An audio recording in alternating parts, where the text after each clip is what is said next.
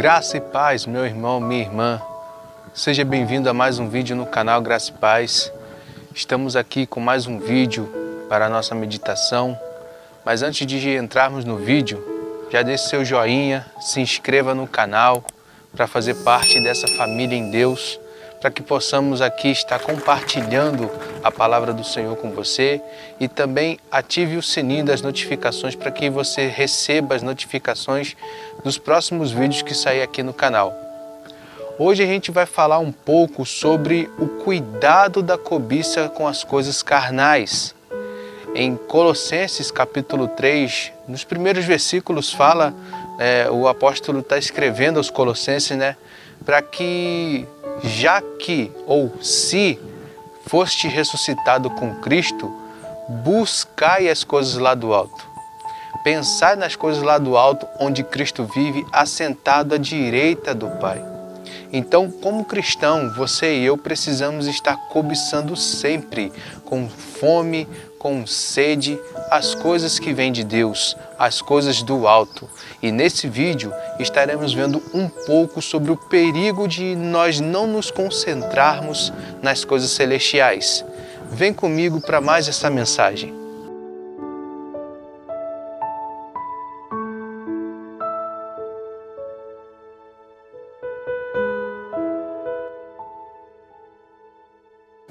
Como mencionamos aqui no começo desse vídeo, vamos ler Colossenses 3, do 1 ao 6.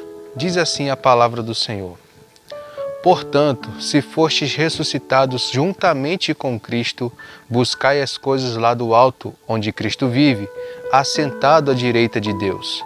Pensai nas coisas lá do alto, não nas que são aqui da terra, porque morrestes e a vossa vida está oculta juntamente com Cristo em Deus. Quando Cristo, que é a nossa vida, se manifestar, então vós também sereis manifestados com Ele em glória. Fazei, pois, morrer a vossa natureza terrena, prostituição, impureza, paixão lasciva, desejo maligno e a avareza, que é idolatria. Por estas coisas é que vem a ira de Deus sobre os filhos da desobediência. Então, em exemplos práticos e também para exemplificar o perigo que há nas cobiças terrenas, nós iremos mexer nesse campo da avareza, que é um campo que mexe muito com muitas pessoas.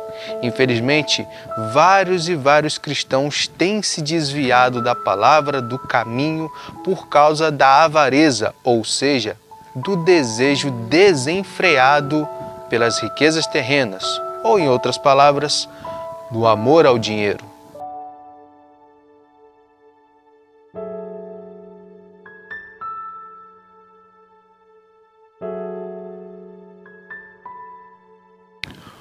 Um exemplo bem prático do perigo que é essas cobiças está em Hebreus capítulo 6. Vamos ler dos versículos 4 ao 8, que dizem assim: É impossível, pois, que aqueles que uma vez foram iluminados e provaram o dom celestial e se tornaram participantes do Espírito Santo e provaram a boa palavra de Deus e os poderes do mundo vindouro e caíram, sim, é impossível outra vez renová-los para arrependimento, visto que, de novo, estão crucificando para si mesmos o Filho de Deus e expondo a ignomínia ou vergonha pública.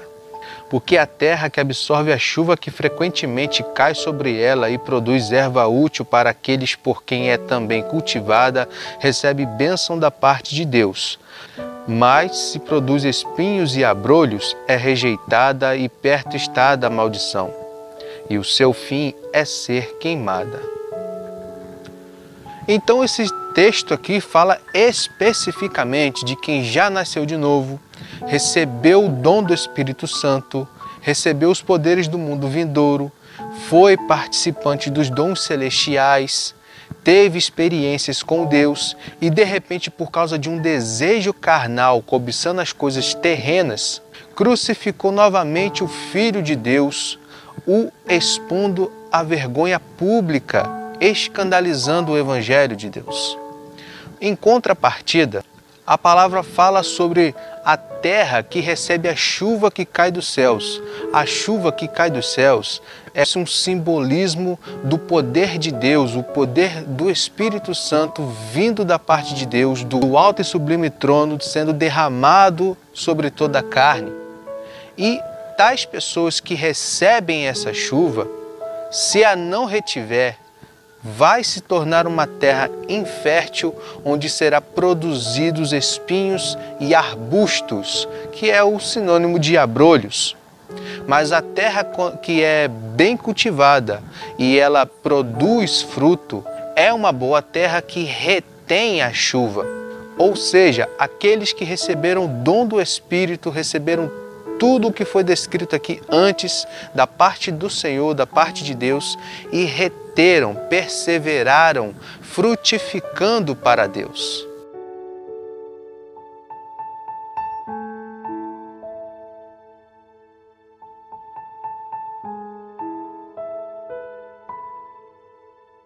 Isso me faz lembrar de uma das parábolas que o Senhor Jesus Cristo contou, e vamos ler em Marcos capítulo 4, a partir do 1. Voltou Jesus a ensinar à beira-mar. Reuniu-se numerosa multidão a ele, de modo que entrou num barco onde se assentou, afastando-se da praia. E todo o povo estava à beira-mar, na praia.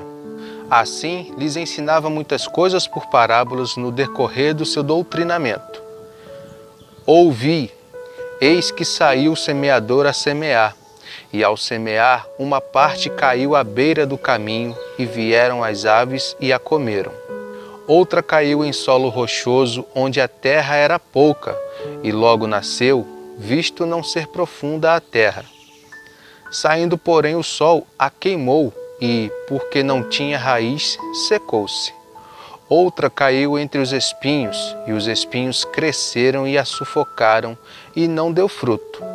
Outra, enfim, caiu em boa terra e deu seu fruto, que vingou e cresceu, produzindo a 30, a 60 e a 100 por um. Agora vejamos a explicação dessa parábola que o Senhor Jesus deu aos discípulos, do 13 ao 20. Então lhes perguntou: não entendeis esta parábola, e como compreendereis todas as parábolas? O semeador semeia a palavra. São estes os da beira do caminho, onde a palavra é semeada. E, enquanto a ouvem, logo vem Satanás e tira a palavra semeada neles. Semelhantemente, são estes os semeados em solo rochoso, os quais, ouvindo a palavra, logo a recebem com alegria. Mas eles não têm raiz em si mesmos, sendo antes de pouca duração. Em lhes chegando a angústia ou a perseguição por causa da palavra, logo se escandalizam. Os outros, os semeados entre os espinhos, são os que ouvem a palavra. Mas os cuidados do mundo, a fascinação da riqueza e as demais ambições, concorrendo, sufocam a palavra, ficando ela infrutífera. Os que foram semeados em boa terra são aqueles que ouvem a palavra e a recebem, frutificando a 30, a 60 e a 100 por um.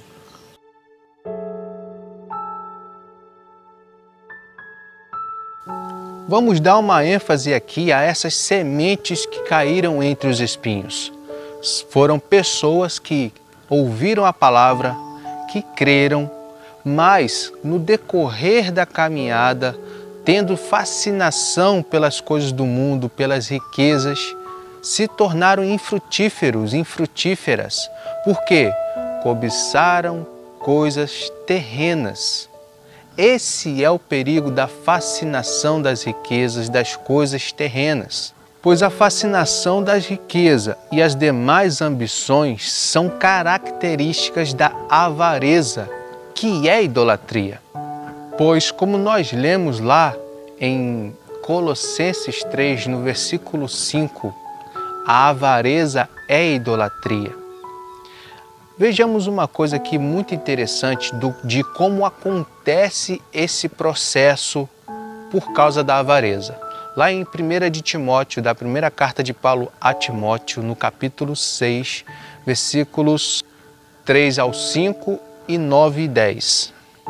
Se alguém ensina outra doutrina e não concorda com as sãs palavras de nosso Senhor Jesus Cristo e com o ensino segundo a piedade, é enfatuado, nada entende, mas tem mania por questões e contendas de palavras, de que nascem inveja, provocação, difamações, suspeitas malignas, altercações sem fim, por homens cuja mente é pervertida e privados da verdade, supondo que a piedade é fonte de lucro.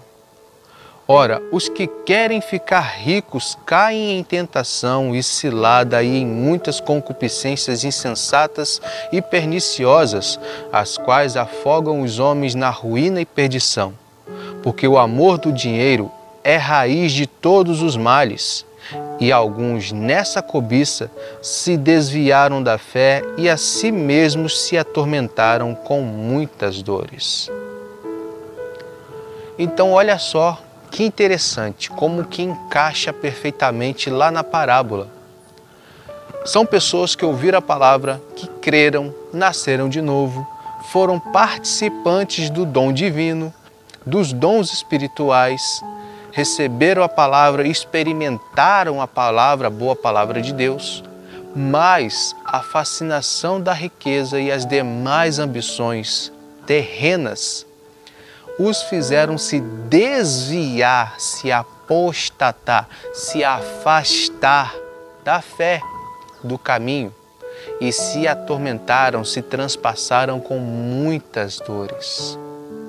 Isso é um perigo muito grande, sabia? Mais alguns textos que falam acerca disso.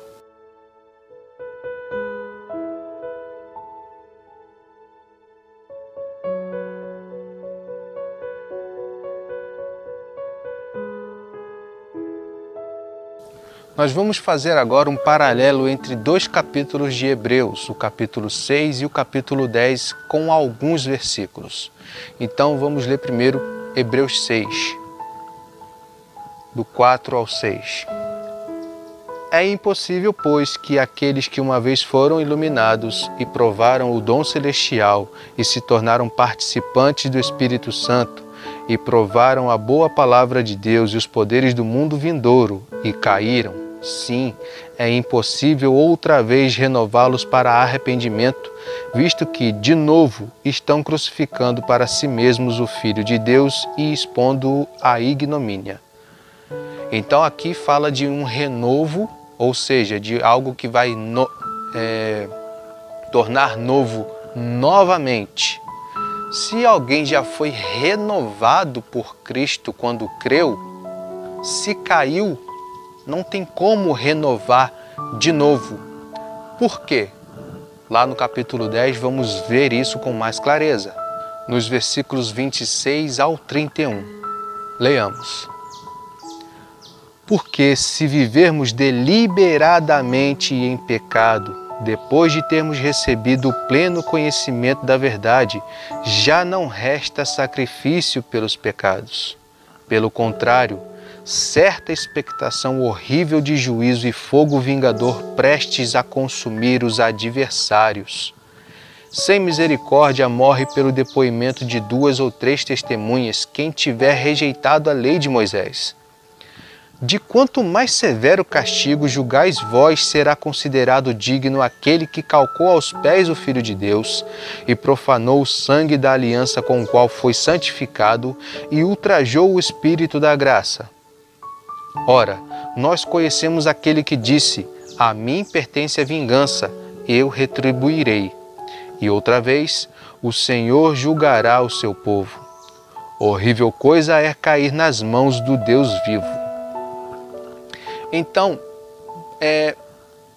existe uma doutrina que é espalhada por aí, onde fala que uma vez salvo, salvo para sempre. O que não é verdade, biblicamente falando. Se é possível cair novamente, se é possível não ser possível ser renovado para arrependimento, então é possível perder a salvação. uma das coisas que o Senhor Jesus Cristo falou sobre perder a salvação é quando alguém peca contra o Espírito Santo. Pois, quando alguém peca contra o Filho, há um perdão. Mas se alguém pecar contra o Espírito Santo, para este não há perdão, nem naquela época, nem na época de hoje, e nem haverá até o fim dos tempos.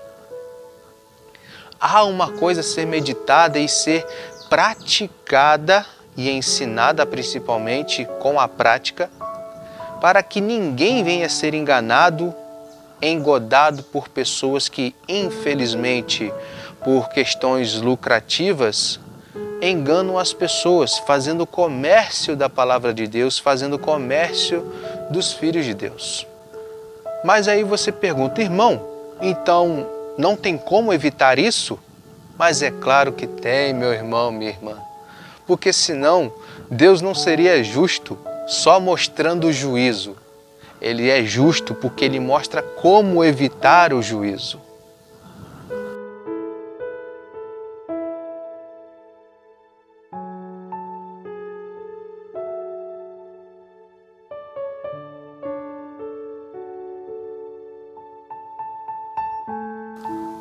Bom, a começar pelo texto de Hebreus 6 mesmo, onde mostra coisas interessantes para a gente meditar sobre isso.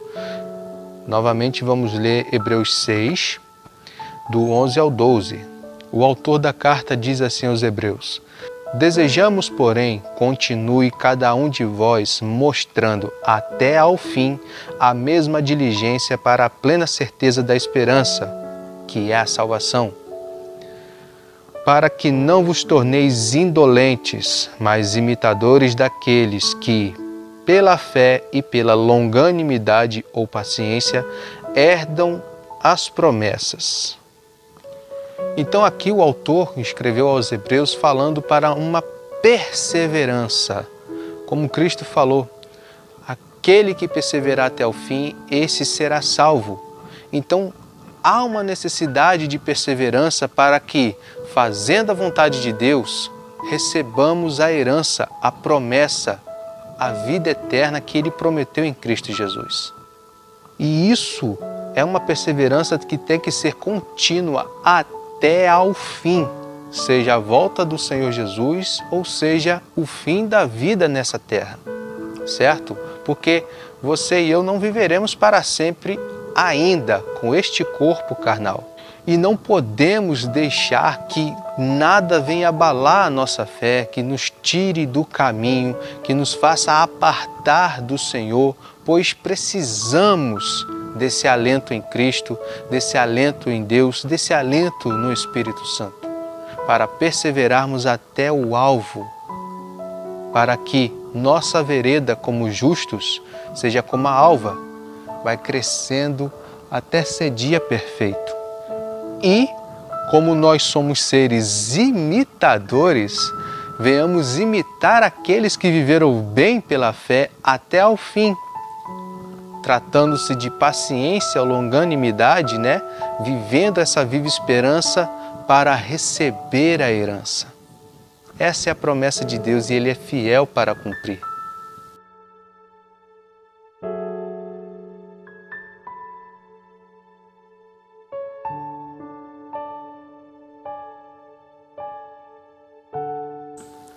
Uma outra coisa que nos faz evitar a cobiça carnal, a cobiça das riquezas, é o contentamento.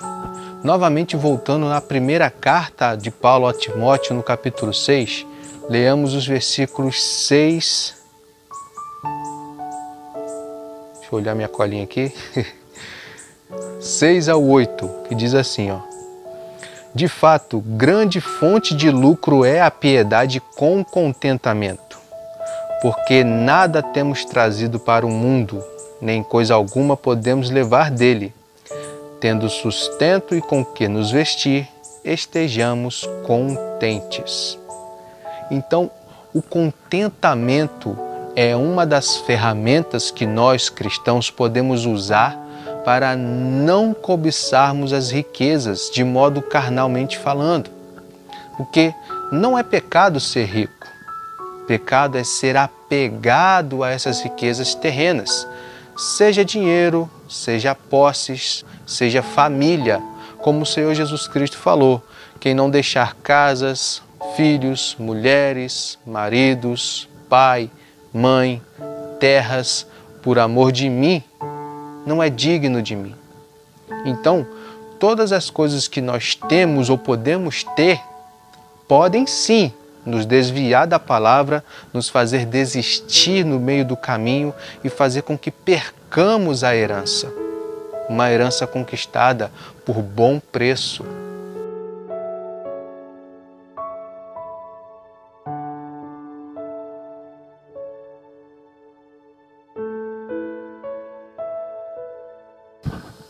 Um outro conselho que a palavra do Senhor nos dá está em Hebreus capítulo 13, versículo 5, que diz assim: seja a vossa vida sem avareza, contentai-vos com as coisas que tendes, porque ele tem dito: de maneira alguma te deixarei, nunca jamais te abandonarei.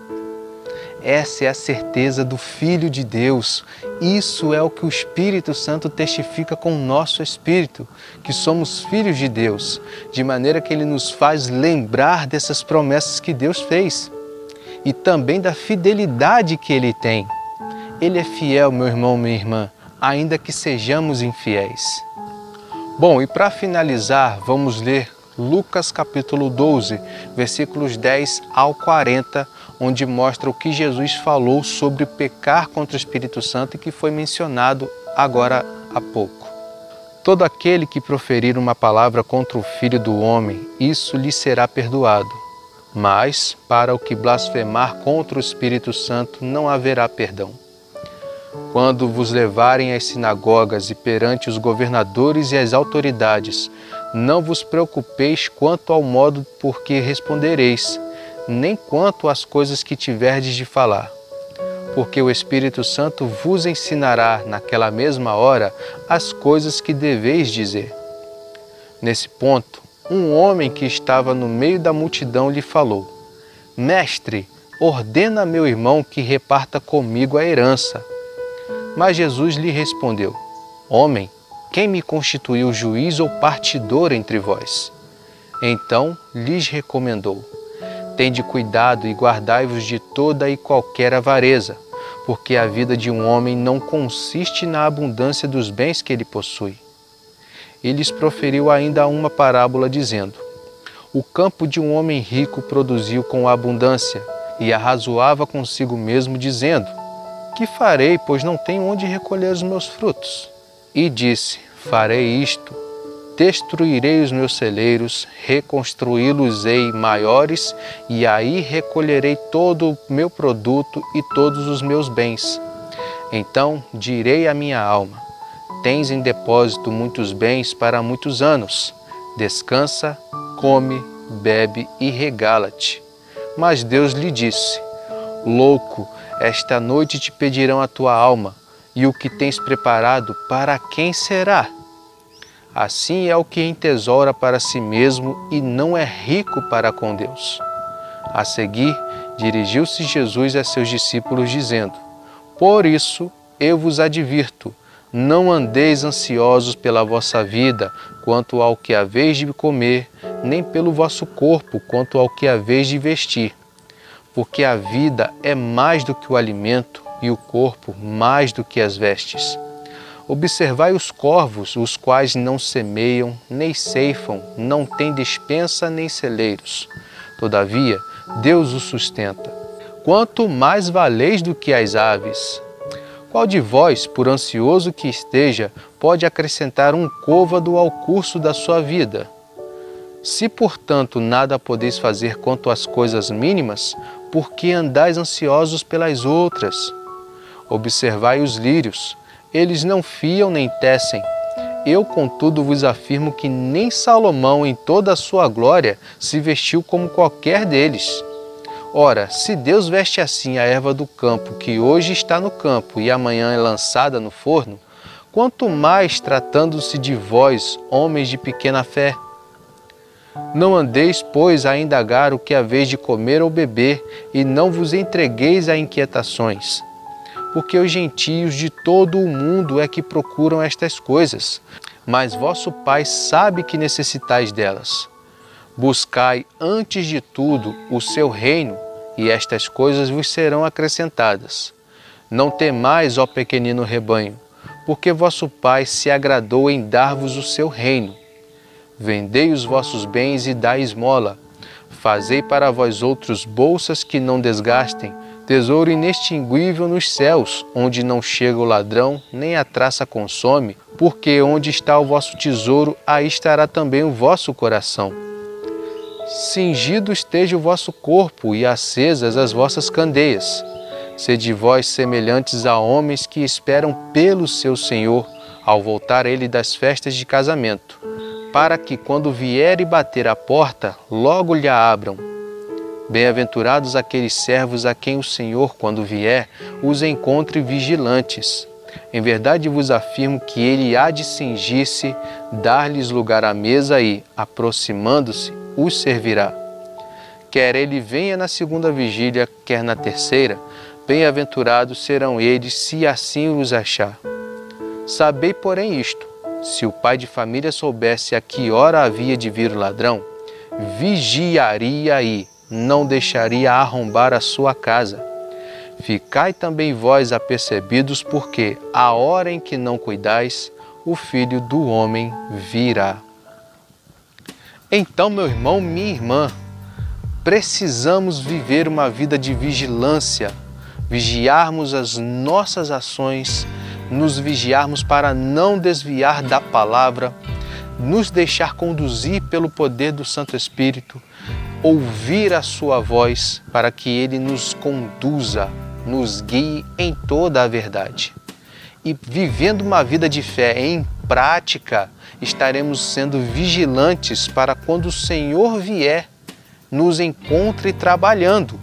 E se nós viermos a dormir, no caso, morrer fisicamente, teremos uma esperança viva de que quando ele vier, seremos ressuscitados para a vida eterna, assim como ele prometeu que os mortos nele ressuscitariam para a vida eterna. Então, meu irmão, minha irmã, medite nessas coisas, torne-se praticante da palavra ou reforce essa prática. Não permita que os homens enganadores venham tirar o seu foco da palavra de Deus. Viva a fé na prática, não somente em palavras, pois o exemplo que usamos neste vídeo sobre a avareza é dos exemplos das cobiças terrenas, porque existem várias e várias coisas na nossa carne que, se nós cobiçarmos, iremos perder a salvação, não estaremos em vigilância e quando o Senhor voltar, não iremos perceber e ficaremos para trás. Amém? Medite nessas coisas. Se não é inscrito, não é inscrita, se inscreva no canal, deixe seu joinha para nos ajudar. Compartilhe esse vídeo para que mais pessoas sejam alcançadas pela palavra do Senhor e venhamos aqui estar formando uma família no Senhor, vivendo a fé em prática. Não importa a bandeira que você carregue, não importa o nome da denominação que você frequenta, sejamos um só povo, não sejamos divididos.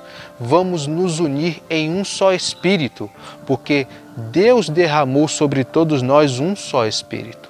E se nós temos bebido desse Espírito, não deve haver divisões entre nós. Amém? Medite nisso e fique todos na paz do Senhor. Graça e paz.